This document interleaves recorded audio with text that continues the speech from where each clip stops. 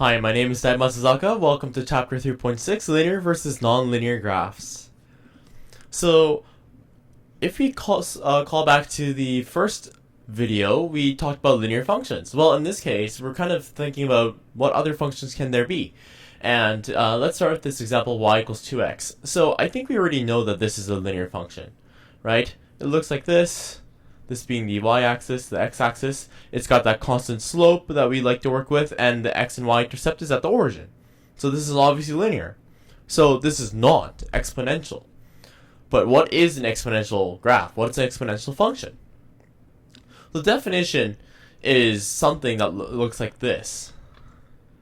B times c to the power of x plus d. So, before we were working on something like y is equal to ax plus b, right? Where x is a variable where you're multiplying by some a, right? Now the x is an actual exponent with a base. We call this c a base. And x is the exponent. B is the coefficient, and d is the, the y-intercept in this case. Actually, that's mistaken. I take that back. We're running it back for a second. Okay. Delete. So, the definition of the exponential function is similar to the linear function, but in this case we have x to be the variable, to be the exponent of a base. This is a base right here. Plus d. So, an example could be something that looks like this. 3 to the power of x plus 4. Or we could have y is equal to 2 times 7 to the power of x plus 1. Right? These are exponential graphs. They do not look like the linear graphs, right? A lot of the times the rate of change is different. So we might have something that looks like this, where it grows exponentially, right? The slope, it's changing. There's a curvature to it. It doesn't look linear at all, okay? And suppose that we have something like this. So when x is equal to 1, y is equal to 3.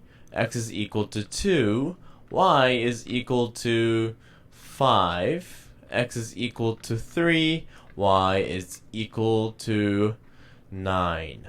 Okay. Let's do one more case. X is equal to 4 and y is equal to 17.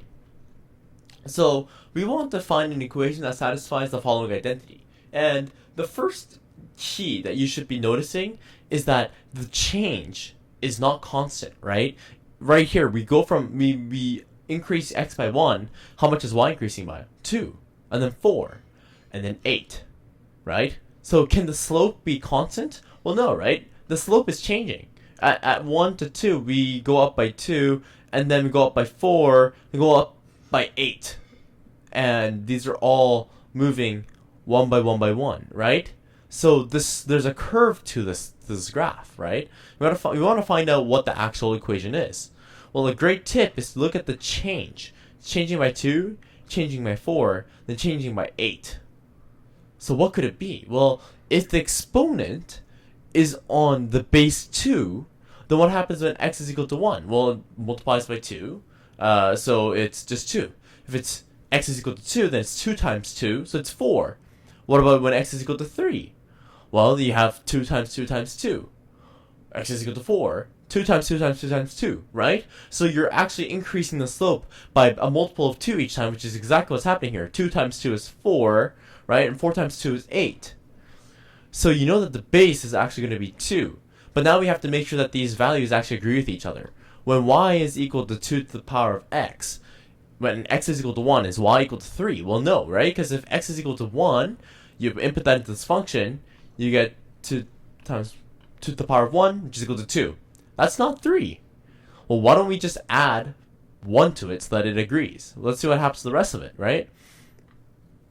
Then we can have, say, y is equal to 2 to the power of x plus 1, right?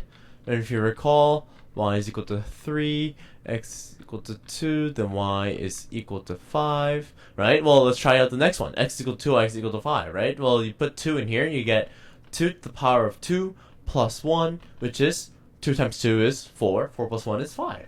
So there you go, it agrees. How about the next one? The next one's x is equal to 3, y is equal to 9, right? Well, let's check it out. 2 to the power of 3 plus 1. What is that? Well, that's 8 plus 1 equal 9. And there you go, you found an equation that works. So what was the tip? The tip is to find the change that's happening between the y values given a change in x, right? The moment you realize that it's not growing constantly, then you know it's not a linear function, and you should be checking for a potential base. And what could that base be? Well, you want to look at how much the change is going up by, right? So if we have another equation, for example, we could have like x is equal to 1, y is equal to 3, x is equal to 2, y is equal to, say, 9, x is equal to 3, y is equal to 27, right? Well, what's the change, right? Well, we're starting on 3, we go to 6, right? 9 to 27, the change is 18. So what is the base? Well, you're going from 6 to 18 is times 3, right? So the base must be 3 to the power of x. And let's look at if this actually satisfies the equations. Well, x is equal to 1, right? So 3 to the power of 1 is just 3. So this works for this one. That's a check mark. X is equal to 2, y is equal to 9. Well, 3 to the power of 2 is 9. So that's a check mark. And x is equal to 3. Well, 3 times 3 times 3. 9 times 3, 27. And you've got it.